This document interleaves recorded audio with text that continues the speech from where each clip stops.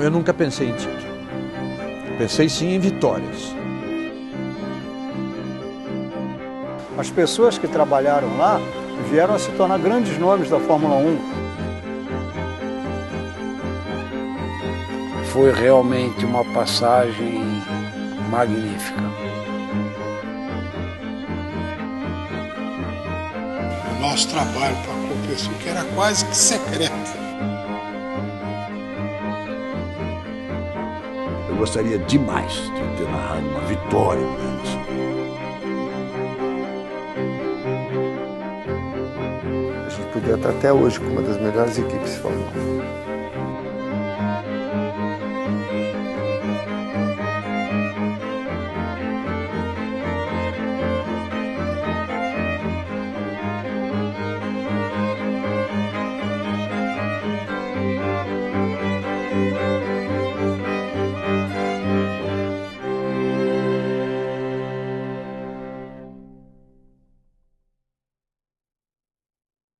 Até agora uma ótima classificação para Emerson, que completa hoje o 101º grande prêmio da sua vida. Quando você falava em Fittipaldi, naquela época, você falava em inovação. Esses dois irmãos e o pai, esses caras marcaram a história do automobilismo brasileiro.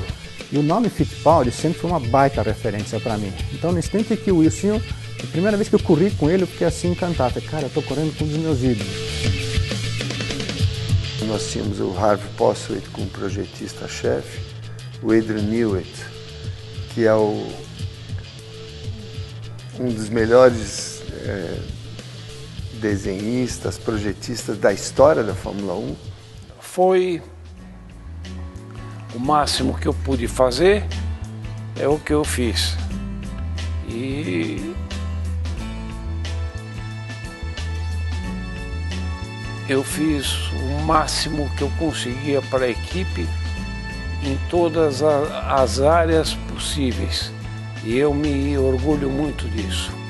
A percepção do público foi muito diferente da realidade do projeto, da seriedade de quem estava por trás, do esforço da equipe que estava envolvida, de tanta gente boa na equipe. Foi um momento de empolgação geral, total, todo mundo. Havia ainda um sabor de novidade de Fórmula 1, mesmo para quem conhecia, tinha a presença brasileira na Fórmula 1 com pilotos, e pilotos excepcionais. Daí que surgiu o primeiro papo da construção do Fórmula 1.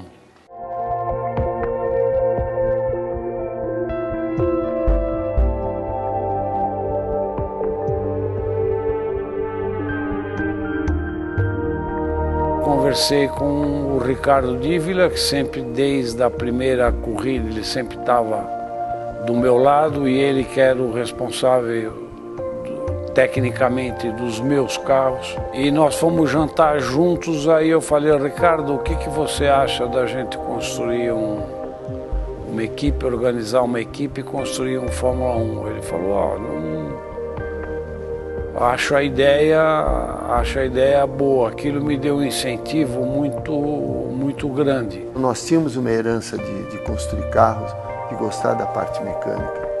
Então a ideia, por que não construir um Fórmula 1 brasileiro? Aí nós viemos para o Brasil e fomos atrás de materiais especiais para ver se nós tínhamos possibilidade de construir o carro aqui. Era avançada a ideia, mas se a gente tivesse apoio de patrocínio, continuar o sonho, né, do Atala, de fazer uma equipe brasileira da Copersucar, o apoio que o Atala nos deu foi fantástico. O Atala era o presidente da Copersucar, era uma cooperativa de engenhos de cana-de-açúcar, né? Que por si os engenhos de cana-de-açúcar já trazem historicamente o peso de escravidão. Esses grandes usineiros viram a oportunidade de ouro para enriquecer e para se afirmar como elementos fundamentais na modernização do país inteiro. Ela foi muito criticada no campo econômico, né, de ceder um dinheiro grande para uma equipe de Fórmula 1, que correria fora do Brasil, uma vez no Brasil e o resto fora. É organizada, antes disso, já a Copersucar, depois a Copersucar, e agora a Fórmula 1. Ela e que vai se vincular à equipe do Fittipaldi para fazer essa propaganda, não apenas de um modelo específico de produção energética, que é o álcool, mas também a tudo que a Fórmula 1 representava. A Fórmula 1 ela sintetizava esse elemento de modernização, que era a tecnologia, era a velocidade. Então não foi bem mercenato, foi um business, foi um negócio que foi feito, no qual ele teve a sua justa recompensa. O nacionalismo, então, ele encontrou no esporte um meio de reprodução muito eficaz. E o nacionalismo se opunha às propostas que muitos, né, associavam ao comunismo, de luta dos trabalhadores brasileiros contra os patrões brasileiros. O nacionalismo colocava todo mundo no mesmo balaio, era todo mundo igual, todo mundo brasileiro.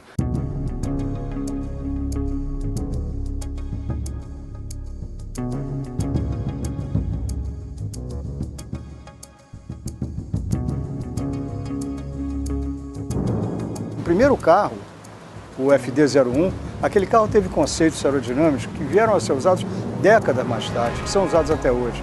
Foi o primeiro chassi com honeycomb, ou ninho de abelha, que era uma mistura de folha de alumínio com Kevlar por dentro. Antes não era isso, era só alumínio.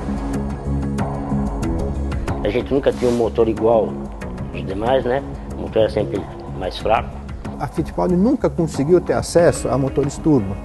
E você só conseguia acesso a motores turbo se você tivesse uma montadora junto com você. No caso era a Renault, depois a BMW e outras. Como a gente tinha todo o carro carenado, de repente a gente pecava em alguns outros detalhes, no caso de peso. Então, de uma certa forma, em função dessa introdução do carro asa, na sequência dos motores turbos, a Fittipaldi estava sempre correndo atrás do prejuízo, entendeu? Isso também interferiu muito, sabe?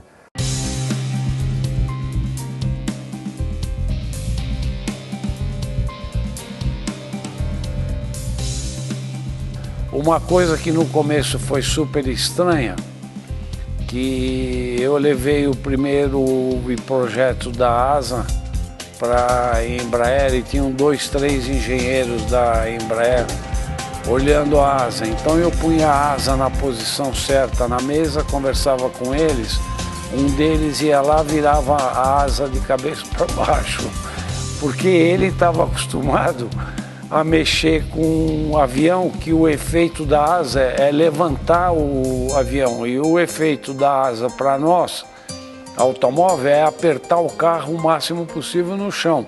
O principal objetivo da Embraer não era esse. Esse era um favor, uma ajuda que a gente estava dando. Nós estávamos fazendo avião.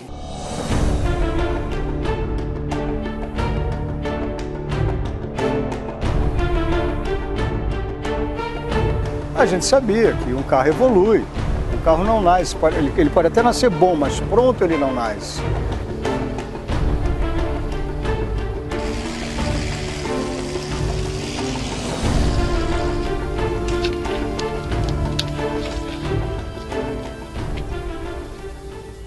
Nós trabalhávamos praticamente quase que 24 horas.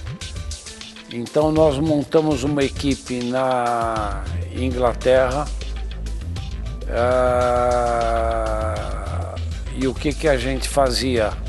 Parte daquela equipe ia para todas as provas e parte daquela equipe ficava na Inglaterra construindo os componentes para o carro número 2.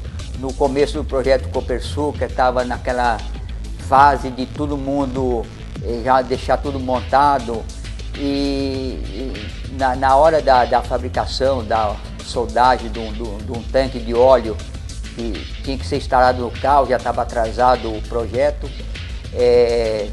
deu um vazamento e na correria foi ter que ser ressoldado o tanque e na hora o tanque explodiu e foi um susto para todo mundo. Havia uma esperança, havia uma expectativa bem positiva. E o carro andou bem nos treinos, o carro vinha bem dentro do que se esperava.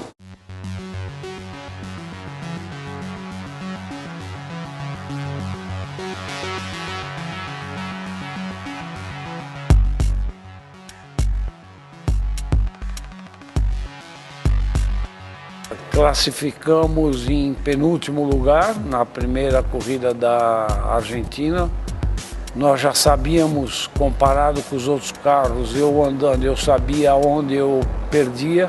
Para a primeira corrida, né? Aquele entusiasmo, né? Você participando pela primeira vez, junto com os outros, já era uma vitória, né? Eu estava no meio da pista. Naquela época, o jornalista podia ficar... Eu era jornalista de jornal, não de televisão. E não tinha... O acesso à pista era permitido, não só para os fotógrafos, como é hoje, né? O Wilson conhecia bem a pista, estava andando bastante bem, estava progredindo, e de repente o carro pega fogo. Pegou fogo na minha frente.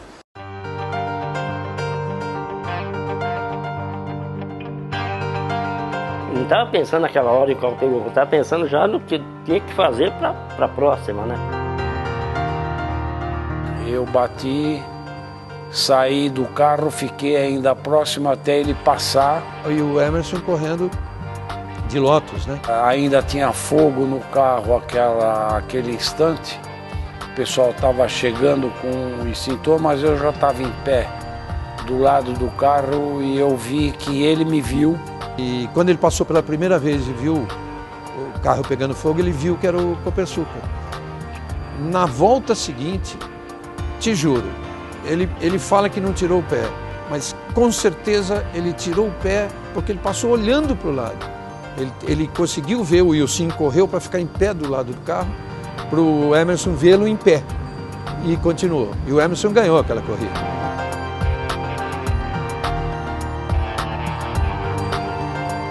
Quando você está fazendo as coisas que você sabe que estão sendo feitas bem feitas, é duro você pegar um resultado ruim. O trabalho que você fez durante um ano, destruir em 15 voltas, aí é duro.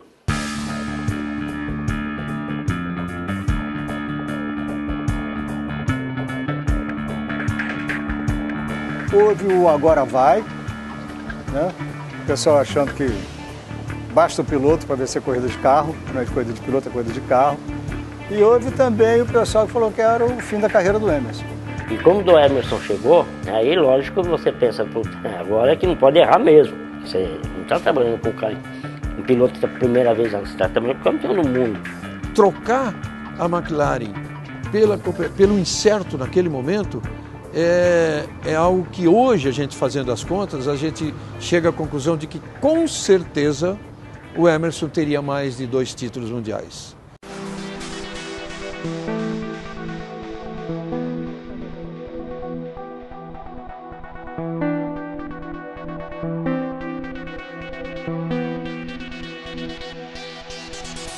Eu lidava muito bem, porque eu sabia que era um projeto que eu ia me sacrificar muito, que eu ia ter que recomeçar tudo de novo.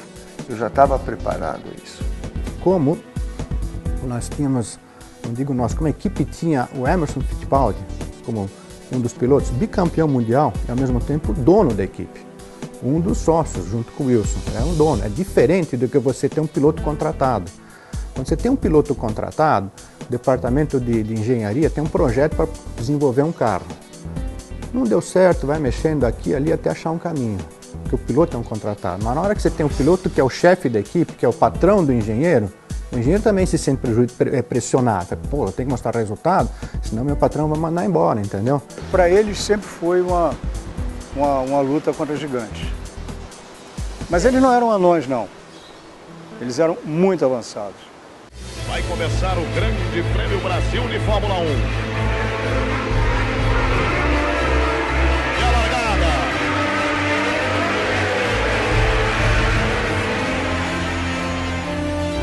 O F5A era um carro que foi desenvolvido junto com o Ricardo, o engenheiro Caliri, é um ex-engenheiro da Ferrari. O carro já tinha conseguido resultados muito bons, os testes que eram feitos ele já estava muito bom. Mas no Brasil o carro estava muito bom, só que teve uma surpresa. Antes da corrida, no warm-up de manhã, eu tive um problema eletrônico no carro e nós tivemos que trocar de carro, pegar o carro reserva. Mas a equipe estava bem preparada, o carro de reserva estava idêntico ao carro principal. Ele estava no grid e ele veio para segundo lugar, passando os outros carros. Foi muito bacana porque ninguém quebrou na minha frente. porque podia ser um segundo que foi entregue, né? Mas não foi, nós fomos buscar o segundo lugar. Na volta de 56, passa Emerson Fittipaldi. Assume a segunda posição com delírio da plateia aqui em Jacarepaguá. E aí o Emerson, no Brasil, com o calor da torcida toda, ele se superou e fez aquele grande segundo lugar. Público de pé aplaudindo o brasileiro. Lá vem Emerson. Vai para o pódio desta vez. Segundo colocado, Emerson Fittipaldi. Uma festa incrível. Foi assim um segundo lugar com sabor de vitória, né? O público comemorando, foi muita emoção, muito bacana. Na hora que cruzou, foi um Deus nos acuda, todo mundo jogando coisa para cima. Foi uma festa enorme, Jacarepaguá enlouqueceu. O diretor, para dar a bandeirada, ele estava simplesmente no meio do público, né? Porque todo mundo invadiu perigosamente a pista, claro. Toda alegria. Cerveja para todo lado. E agora a volta de Emerson saudando o público no Rio de Janeiro. Com o segundo lugar.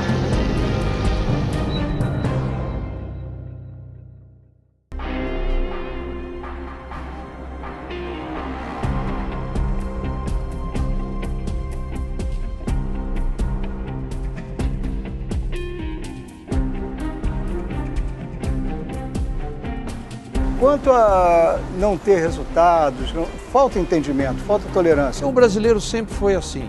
Ele quer um brasileiro vencendo, seja no boxe, no patinete, no skate, na natação, seja onde for. Ele não quer chegar em segundo.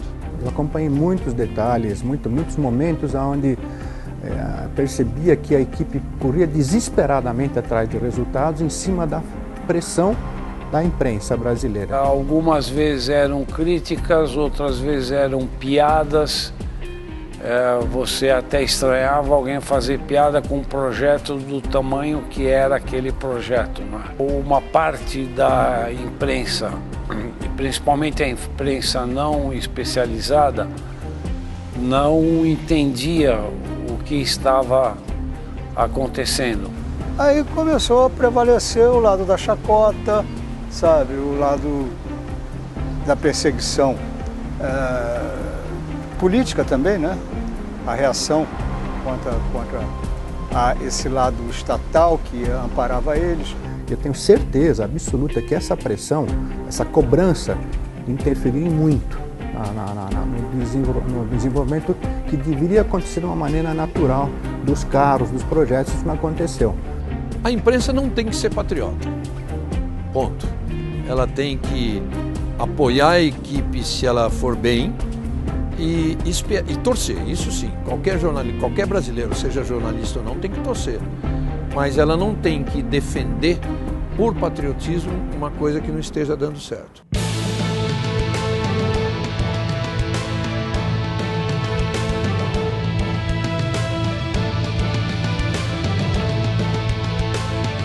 Uma equipe que naquela época, na competitividade que a Fórmula 1 tinha naquela época, faz 104 corridas, marca 44 pontos, chegando 3 vezes ao pódio.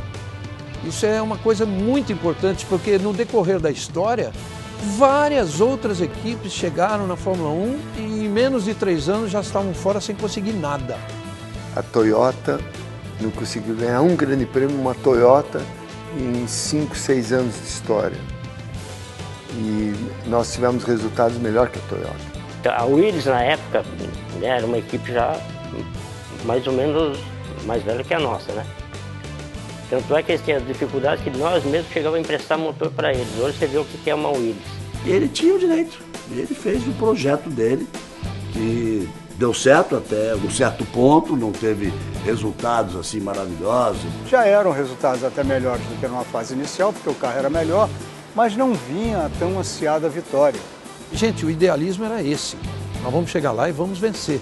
Não no primeiro ano, mas no segundo, no terceiro, nós vamos vencer. Era muito bonito o que eles pensavam.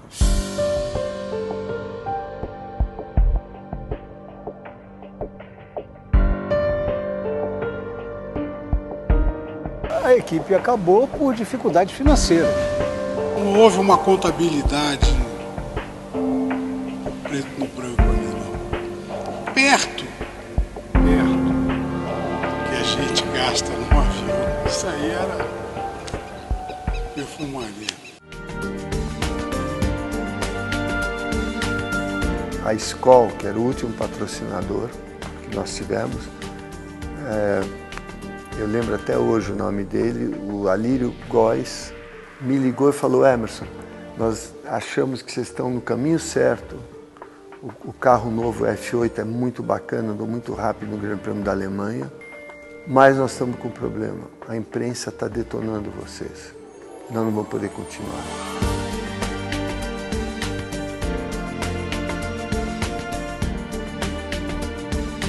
Infelizmente tivemos que parar justo naquele instante que eu diria que aquele foi o melhor carro nosso. Uma pena porque havia um progresso muito grande, havia um respeito grande no meio do automobilismo, no meio da Fórmula 1. Perdeu muito dinheiro, mas ganhei muita experiência de vida. O orgulho de ter feito isso tudo com uma equipe ótima de pessoas que trabalharam demais também. –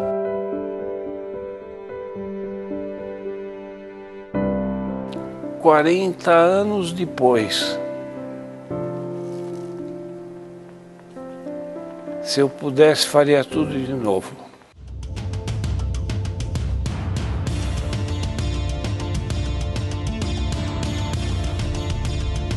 O pioneiro sempre passa pelo descrédito,